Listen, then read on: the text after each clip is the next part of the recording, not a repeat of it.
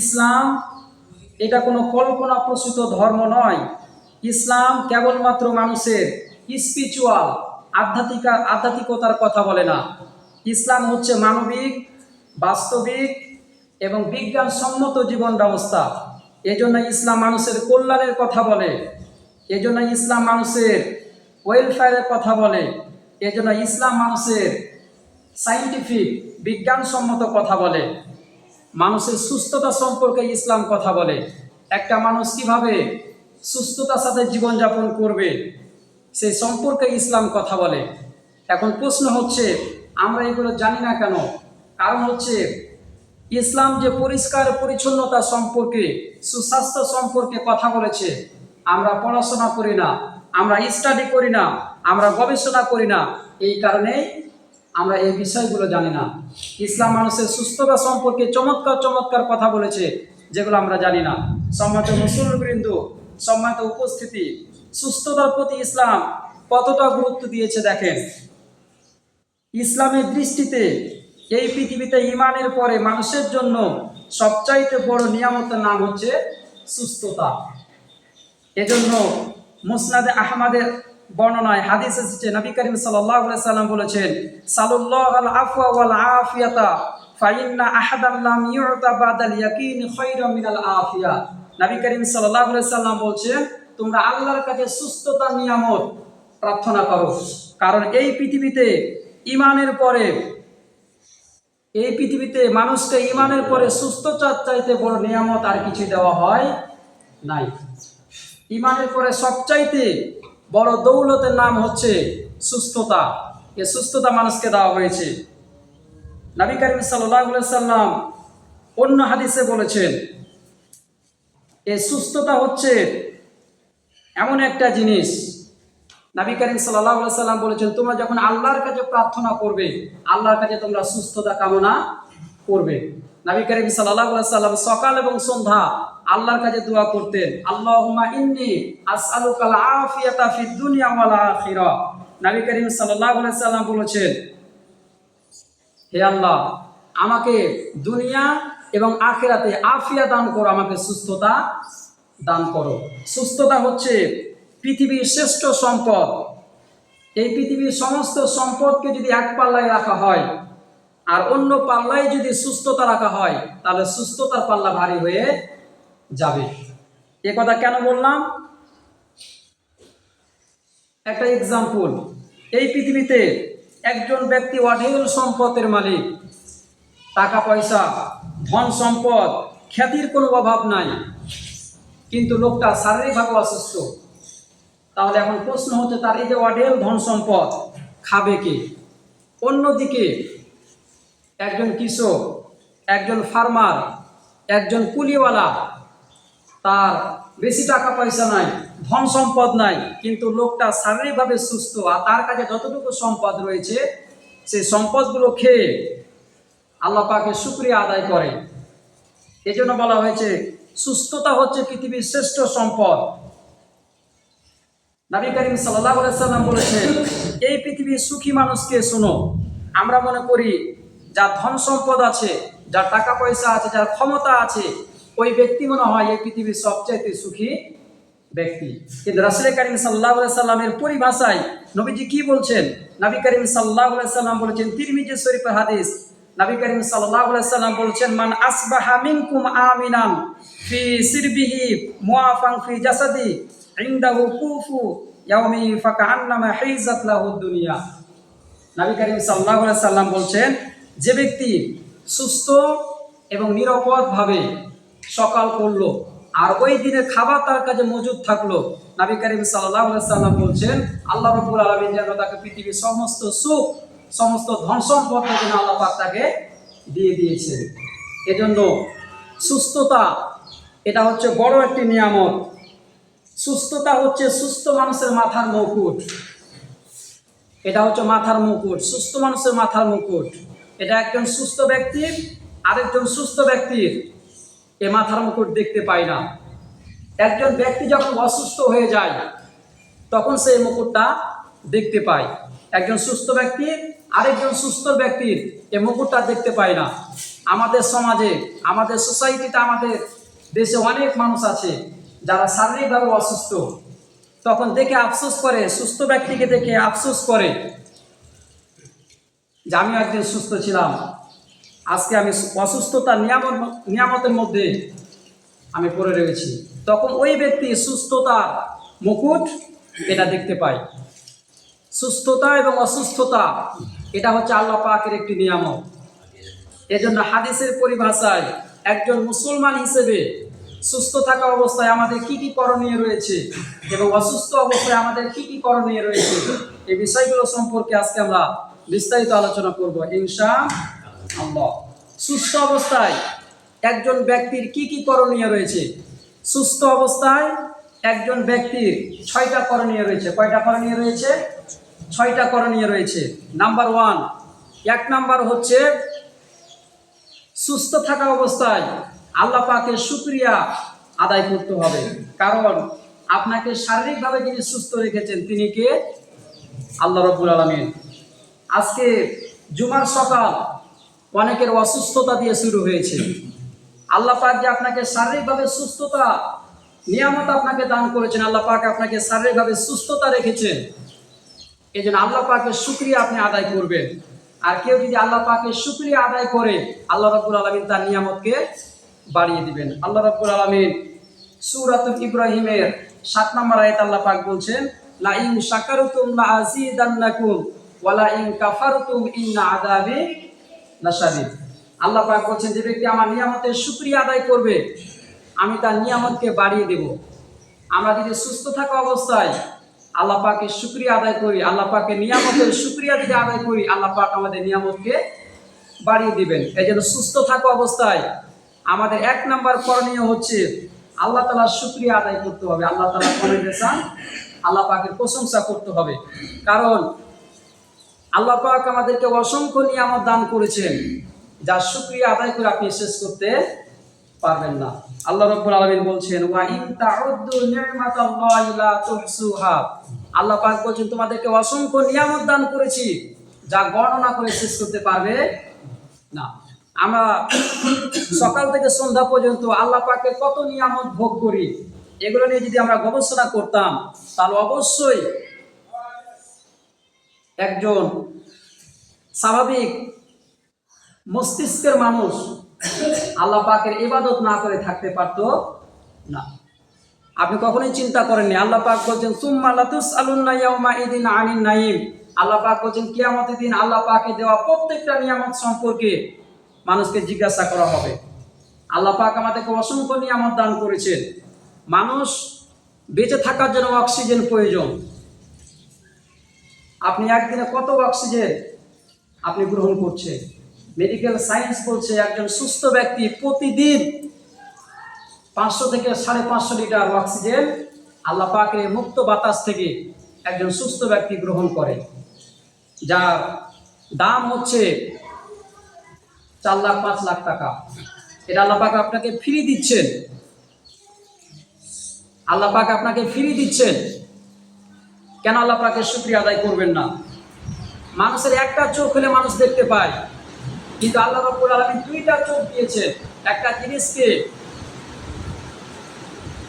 100% confirm ভাবে যাতে আপনি পর্যবেক্ষণ করতে পারেন, অ্যানালাইসিস করতে পারেন, এই জন্য আল্লাহ রাব্বুল আলামিন আপনাকে 2টা চোখ দিয়েছেন। আর দিয়েছেন একটি জিহ্বা। একটা মাত্র জিহ্বা এই পৃথিবীর কত স্বাদ গ্রহণ করে। একটা মাত্র জিহ্বা। আমের একরকম স্বাদ, জামের আরেক রকম স্বাদ, যত মাংস আছে হাঁসের মাংসের একরকম স্বাদ, গরুর মাংসের আরেক রকম স্বাদ। জিহ্বা কয়টা? জিহ্বা হচ্ছে একটা। আল্লাহ রাব্বুল আলামিন হাজারো স্বাদ গ্রহণ করার জন্য মানুষের মুখে আল্লাহ পাক একটা জিহ্বা দিয়ে দিয়েছেন। মেডিকেল সায়েন্স বলছে এই জিহ্বা 3 থেকে 3,500 আলাদা আলাদা স্বাদ গ্রহণ করতে পারে। আল্লাহ পাক এই নিয়ামতগুলো আমাদেরকে দান করেছেন। তাহলে সুস্থ থাকা অবস্থায় আমাদের 1 নম্বর করণীয় হচ্ছে আল্লাহ পাকের প্রশংসা করতে হবে, আল্লাহ পাকের কমেন্টেশন করতে হবে। নাম্বার 2 নাম্বার সুস্থ থাকা অবস্থায় 2 নম্বর করণীয় হচ্ছে সুস্থতা গুরুত্ব আপনাকে অনুধাবন করতে হবে। সুস্থতার গুরুত্ব আপনাকে বুঝতে হবে। আমাদের মধ্যে কিছু গাফেল মানুষ আছে, তারা শারীরিকভাবে সুস্থ, কিন্তু তারা সুস্থতার গুরুত্ব বুঝে না। আল্লাহ পাক তাকে সুস্থতা রেখেছেন, সুস্থতার নিয়ামত দান করেছেন, শারীরিকভাবে তাকে সুস্থ রেখেছেন, কিন্তু আল্লাহ পাকের নিয়ামত সম্পর্কে অনুধাবন করে না। আল্লাহ পাকের এই সুস্থতা নিয়ামত সম্পর্কে আল্লাহ পাকে তো গুরুত্বপূর্ণ একটা নিয়ামত দান করলেন, এই নিয়ামত সম্পর্কে অনুধাবন করে না। এই জন্য নবী করিম সাল্লাল্লাহু আলাইহি সাল্লাম বলেছেন, 5টি জিনিস আসা লাগে, 5টি জিনিসকে কাজে লাগাও। কয়টা জিনিস আসা লাগে? 5টি জিনিস আসা লাগে। 1 নম্বর, নবীজি বলেছেন, বার্ধক্য আসার পূর্বে যৌবন কালকে কাজে লাগাও, না হলে পরে আফসোস করতে হবে। অনেক ব্যক্তি আছে যারা বৃদ্ধ বয়সে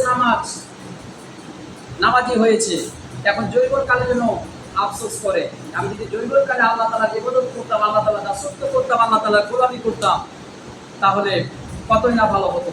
এই জন্য নবীজি বলছেন, বার্ধক্য আসার পূর্বে জৈবনকালকে কাজে লাগাও।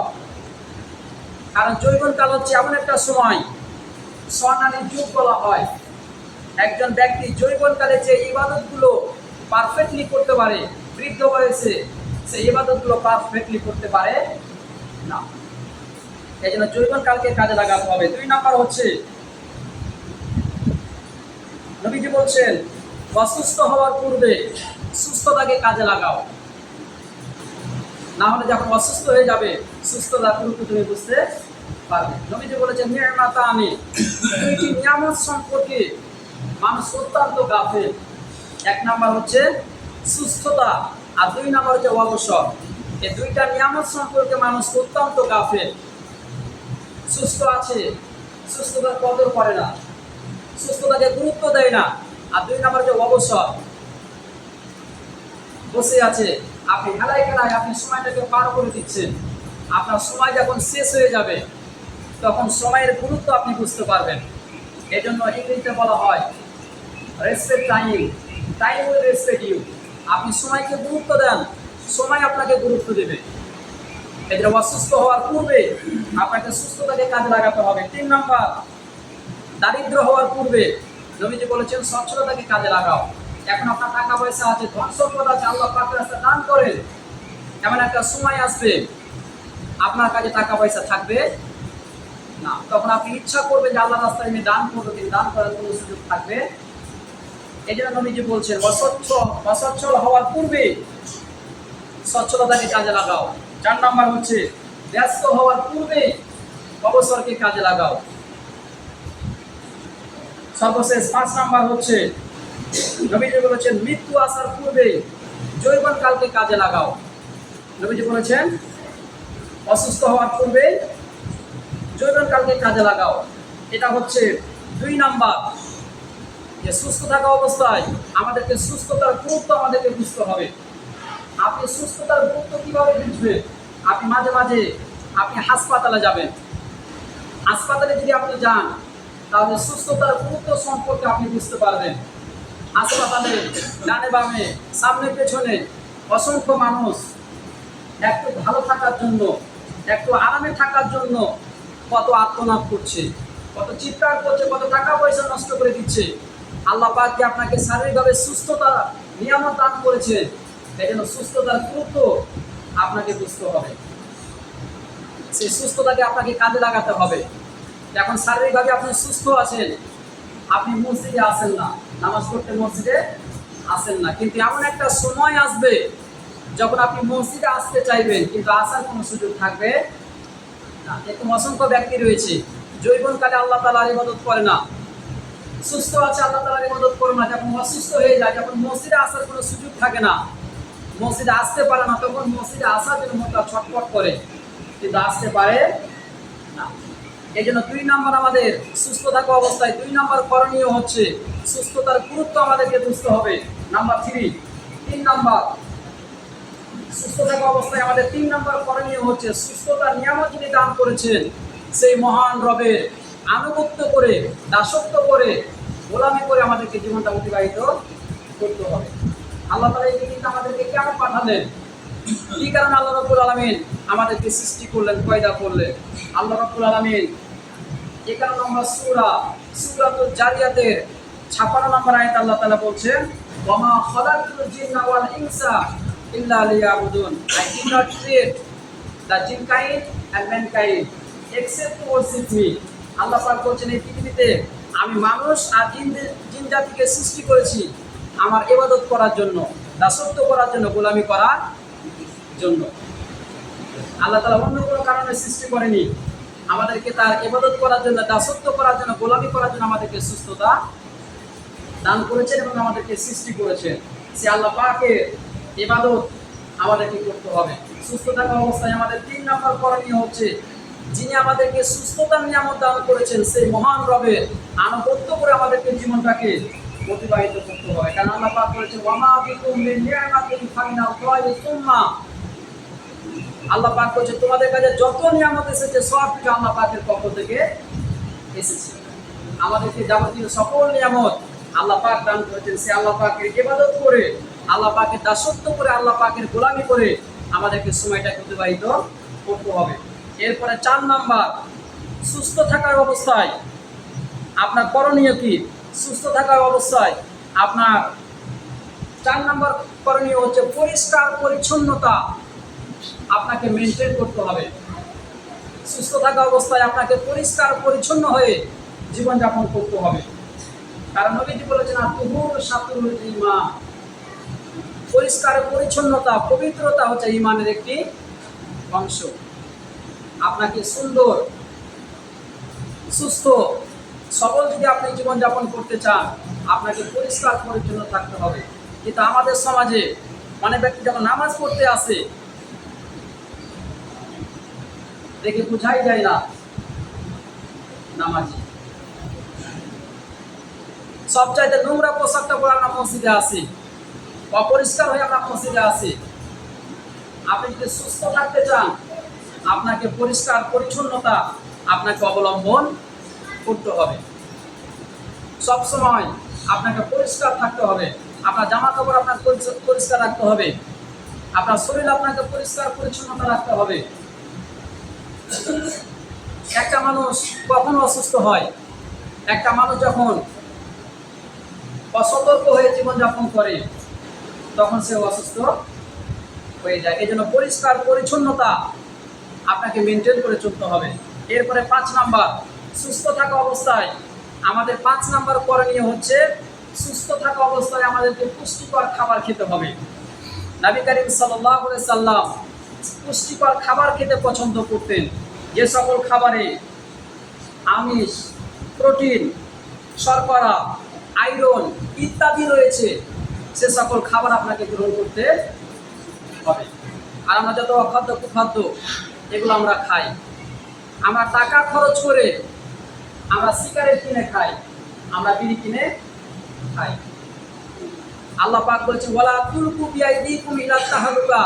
আল্লাহ পাক বলেছেন, তোমরা নিজেদেরকে ধ্বংসের দিকে ধাবিত করো না। আমরা তো সেটাই করছি। আপনি সুস্থ যদি থাকতে চান, আপনাকে পুষ্টিকর খাবার খেতে হবে। আর আমরা করি কি? আমরা টাকা দিয়ে, নিজের টাকা দিয়ে আমরা রোগ কিনে খাই, বিড়ি সিগারেটকে আমরা কিনে খাই। Smoking is the causes injurious to health. এটা সিগারেটের গায়ে লেখা থাকে যে ধূমপান স্বাস্থ্যের জন্য ক্ষতিকর, এটা ক্যান্সারের কারণ। এরপর আমরা টাকা দিয়ে এটা কিনে খাই। এতটুকু জাস্টিফাই করা আমাদের বিবেক নাই। আমরা টাকা দিয়ে রোগ কিনে খাই। কিন্তু নবী করিম সাল্লাল্লাহু আলাইহি সাল্লাম সব সময় পুষ্টিকর খাবার খেতেন। সম্মানিত মুসল্লিবৃন্দ, আমি আপনাদেরকে বিশেষ করে 4টি খাবার খাওয়ার ব্যাপারে আপনাদেরকে সাজেশন করব, আপনাদেরকে পরামর্শ দিব, যে খাবারগুলো রাসূল করিম সাল্লাল্লাহু আলাইহি সাল্লাম খুব পছন্দ করতেন। 1 নাম্বার, সুস্থ যদি আপনি থাকতে চান, আপনি কালো জিরা খাবেন। কারণ বুখারীতে হাদিস রয়েছে, নবী করিম সাল্লাল্লাহু আলাইহি সাল্লাম বলেছেন, কালো জিরা হচ্ছে এমন একটি খাবার, এটা মৃত্যু ব্যতীত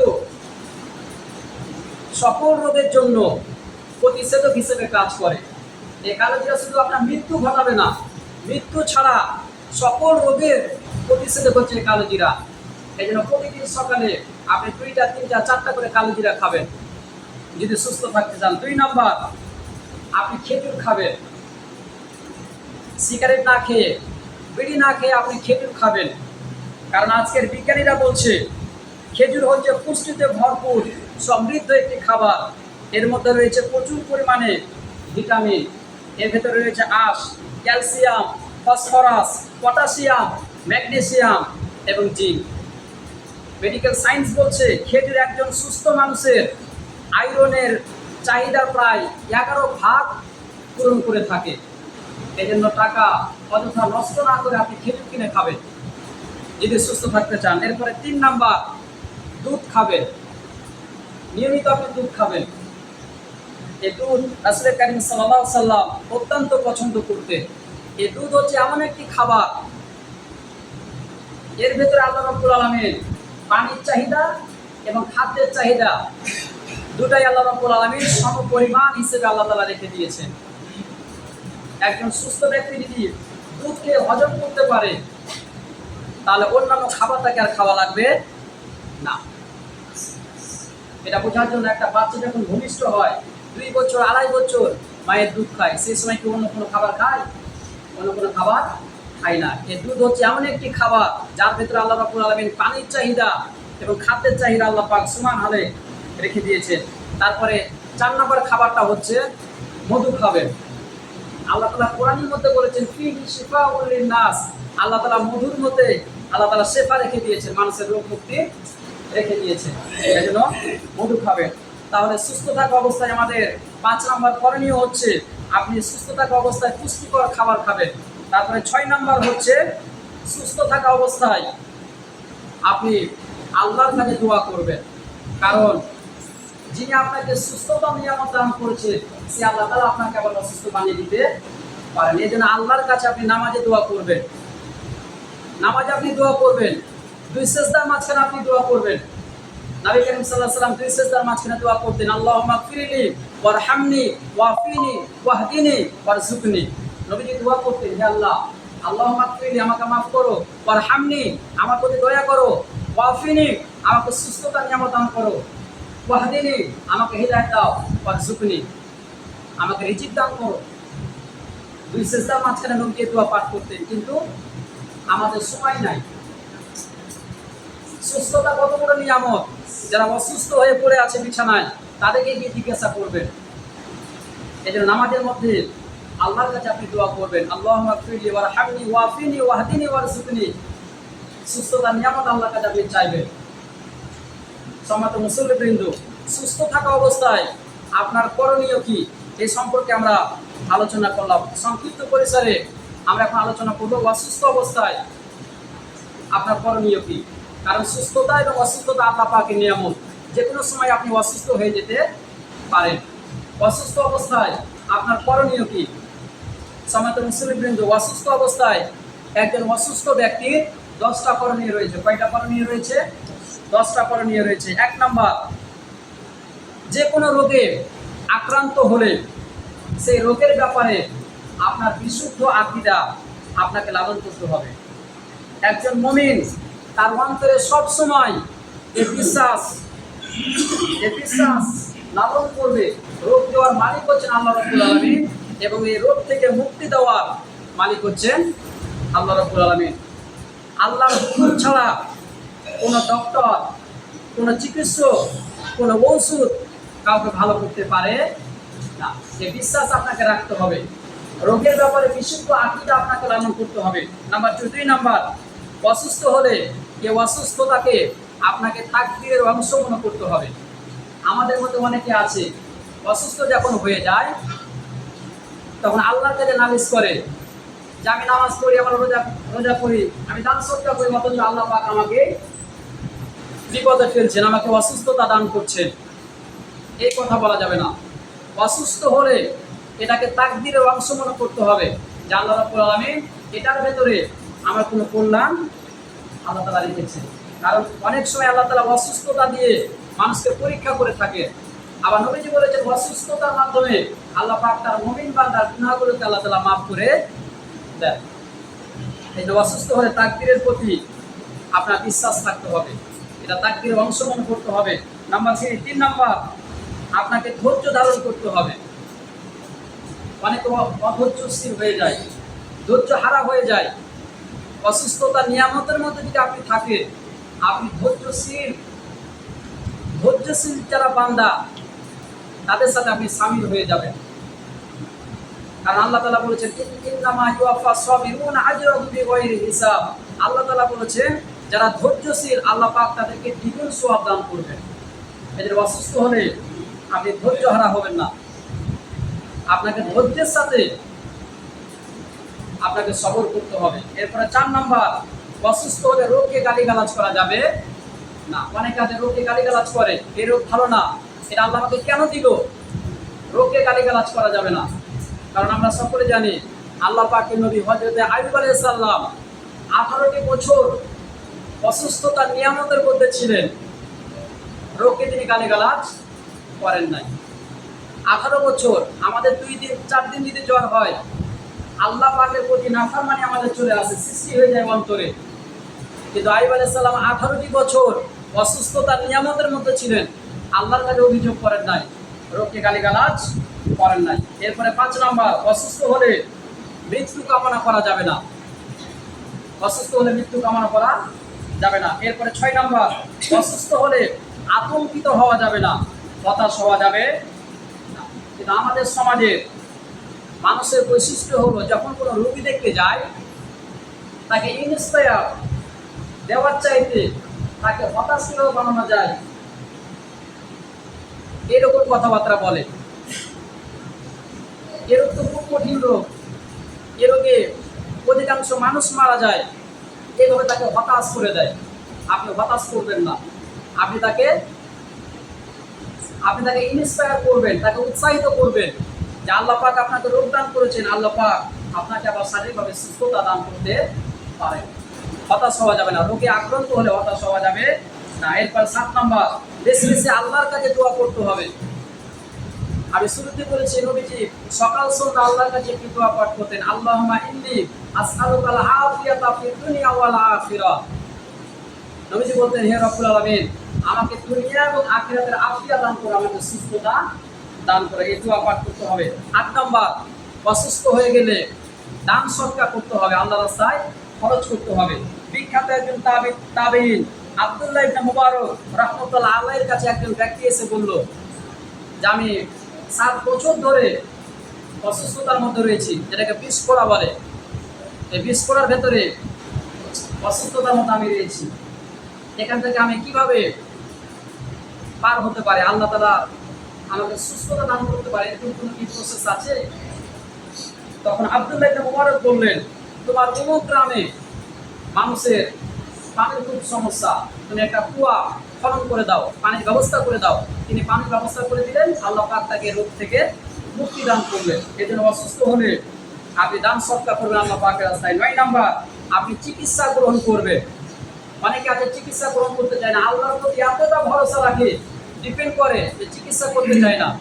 অথচ নবীজি বলেছেন আল্লাহ পাক এমন কোনো রোগ দেননি যার প্রতিষেধক আল্লাহ তাআলা দেননি। প্রত্যেকটা রোগের প্রতিষেধক আল্লাহ পাক দিয়েছেন।